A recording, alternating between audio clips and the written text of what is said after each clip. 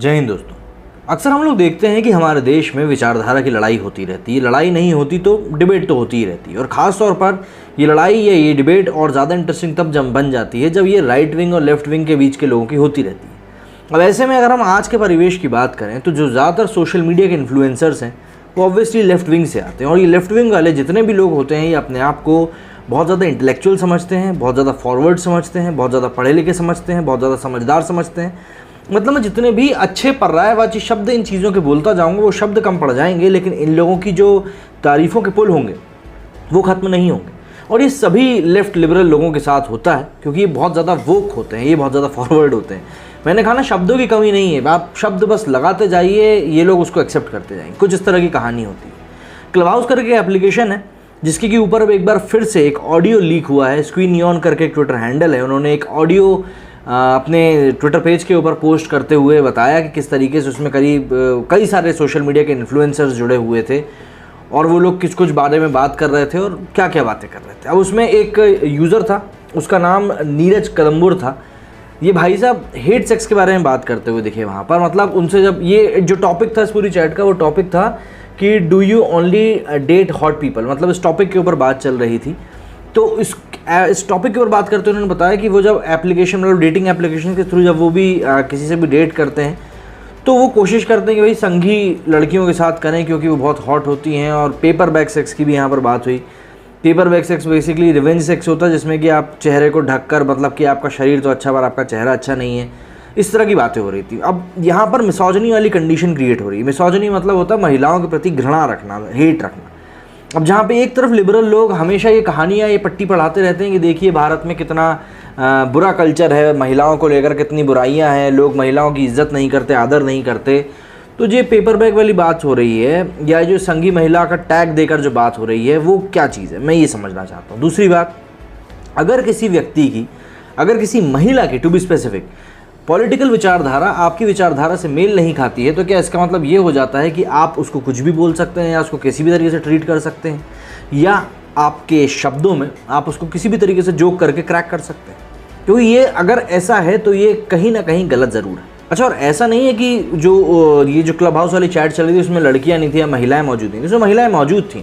और वो सब इसी वक्तव्य पे, जब नीरज ने ये चीज़ कही, ये शब्द कहे, तो उसके ऊपर वो भी मज़े लेने लगे और हंसने लगे कि नहीं वो तो हॉट नहीं होती। मतलब एक तरफ आप ये बोलते हो कि आप महिलाओं की सुरक्षा की बात करना चाहते हो, उनको स्टेटस दिलाने की बात करना चाहते हो, उनको इज्जत दिलाने की बात करना चाहते हो, वहीं पे जब आपका ही कोई साथी इस तरह की बातें करता है किसी दूसरी महिला को लेकर, तब आप ये रिएक्शन देते हो।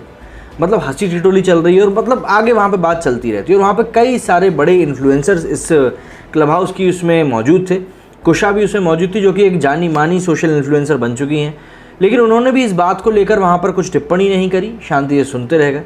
अब जब ये बात का ऑडियो वायरल हो गया तो जाहिर सी बात है हल्ला तो होना ही था। कई लोगों ने इसको लेकर अपनी बात रखी, कहा कि किस तरीके से ये वोक लिबरल्स जो हैं ये अपनी बात को मतलब इस तरीके से प्रिटेंड कर रहे हैं कि हमने कुछ गलत कहा ही नहीं। इसको लेकर कई लोगों ने फिर ट्वीट भी किए, अपनी बात रखी। जैसे कि एक टेलीपोर्टेड करके एक हैंडल है, उन्होंने लिखा कि क्या ये एक रेप का थ्रेट नहीं है राइट विंग गर्ल्स के लिए by so called social media influencers, and the best part is even this woke womens are enjoying such filth, aren't they the one who rant about the feminism every time, another reason to hate libbies. मतलब feminism का चोला ओढ़ के घूमते रहते हैं कि भाई हम महिलाओं के सशक्तिकरण की बात कर रहे हैं, एम्पावरमेंट की बात कर रहे हैं, लेकिन ऐसे समय पर जब उनका साथ का ही कोई बैठकर इस तरह की घटिया बात कर रहा है, अपनी सोच को शोकेस कर रहा है, तब आप कुछ नहीं बोल पाते। इसके आगे आई सर्जन लिखते हैं कि flag bearers of feminism from left are enjoying the C grade comments on other women just because they differ politically. मतलब कि जो फेमिनिज्म का झंडा लेकर घूमते रहते हैं वो यहाँ पर किसी एक महिला विशेष वर्ग के बारे में बुरी शब्द सुन रहे हैं सिर्फ इसलिए क्योंकि उनका जो पॉलिटिकल माइंडसेट है वो अलग है।